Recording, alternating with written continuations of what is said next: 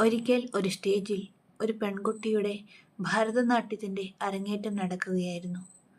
Dance കഴിഞ്ഞപ്പോൾ ആ ഹാളിലുണ്ടായിരുന്ന എല്ലാവരും എഴുന്നേറ്റ് നിന്ന് കൈയടിച്ചു. ഹാളിൽ ആർപ്പുവിളി മുഴങ്ങി. എന്നാൽ ആ പെൺകുട്ടി നിന്ന് കരയുകയാണ്. ഒരാൾ ചോദിച്ചു, "എന്തു പറ്റി കുട്ടി? എന്തിനാണ് നീ കരയുന്നത്? ഡാൻസ് വളരെ നന്നായിരുന്നല്ലോ." എന്നാൽ ആ കുട്ടി പറഞ്ഞു, ഏറ്റവും പുറകിലത്തെ ലൈനിലിരിക്കുന്ന ഒരാൾ കൈയടിച്ചില്ല. അത് മറ്റാരുമായിരുന്നില്ല, അവളെ ഡാൻസ് പഠിപ്പിച്ച അവളുടെ മാസ്റ്ററായിരുന്നു.